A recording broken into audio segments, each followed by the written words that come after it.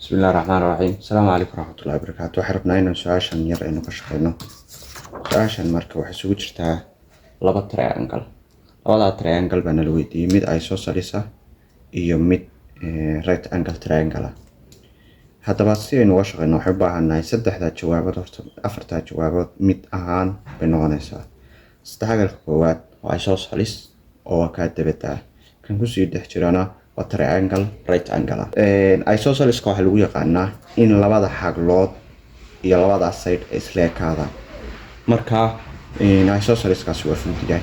Cottonkaas baynu waxaynu sameynaynaa, waxaynu u geynaynaa cottonkaas baynu waxaynu geynaynaa x, waxaynu u geynaynaa x baa waxay la eg tahay 108.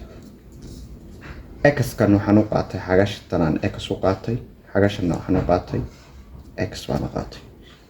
maadaama ay isla eg yihiin way isu tegayaan oo waxay noqonayaan 50 loo geeyay 2x baa waxay la eg tahay 108 maadaama ay yahay isosceles triangle. Marka labadan xaglood way isla eg yihiin, mid ahaan baan kasoo qaadanayaa x-yada. Marka 2x kan baan iska wareejinayaa, cotton-kana iska wareejinayaa, hadda plus buu wataa minus buu ku wareegayaa. Halkan 2x baa iga soo haraya 108 baan waxaan ka jarayaa calaamadii pluska ahayd, minus bay qaadanaysaa 50. 108 markaan 50 ka jaro soo haraysa 130 baa soo haraysa. Marka dhinac walba labaan u qaybinayaa, xaggana labaan u qaybinayaa, x baa marka waxay la eg tahay 65. marka aan labadaas sameeyay, marka xagash koowaad waa soo saaranay oo waa 65, tan kalena oo sidaas la eg tahay oo waa 65. sidaa daraadeed marka kii koowaad waynu ka shaqeynay. Marka haddana waxaan soo goosanayaa intan, haddana soo goosanayaa intaas, soo goosanayaa intaas, soo goosanayaa waa sawiranayaa. marka xagashaas la weydiiyey dabada ah oo ku taala 5m, tanna waa soo helay oo waxa weeye 65 anay markii hore soo saaranayn. xagashanna horaan u haystayo waa 90. marka waxaan sameynayaa xagashaasaan raadinayaa si ay xagashaa iga caawiso inaan heli karo. marka waxaan sameynayaa saddex xagalkan gudaha, xaglaha gudaha oo dhan waxay isku buuxiyaan 108 la isu geeyo waa 90 oo aan u geeyay 65 oo aan u geeyay xagasha iga maqan oo x aan u qaadanayo baa waxay isku leeyihiin 108 bay isku leeyihiin degree ayaan ka tagin.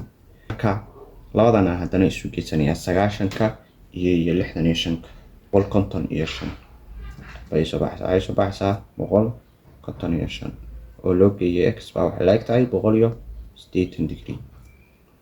haddana waxaan sameynayaa kanaan wareejinayaa 180 oo aan ka jaray 155 baa waxay la eg tahay x kala jar. marka 180 waxaa ka jartaa 58, marka x baa waxay la eg tahay 25 bay la eg tahay.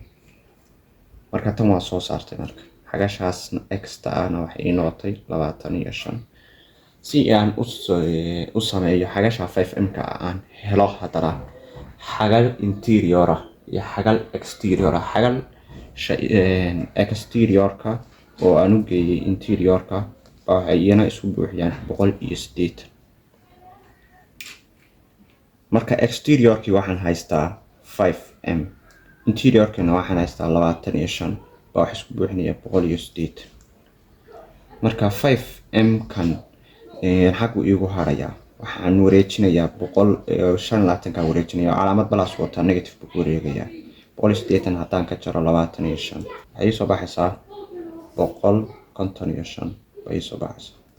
xagana waa 5m, xagan haddaan 5 u qaybiyo, xagana aan 5 u qaybiyo, maadaama aan u baahnaa xagasha aan u baahnaa 5m ka aan u baahnaa, waxay soo baxaysaa m kaliya taa waxay soo baxaysaa 31. xagga kana maxaynu ku haysanay inaynu soo saarano 31. marka jawaabtu waa b.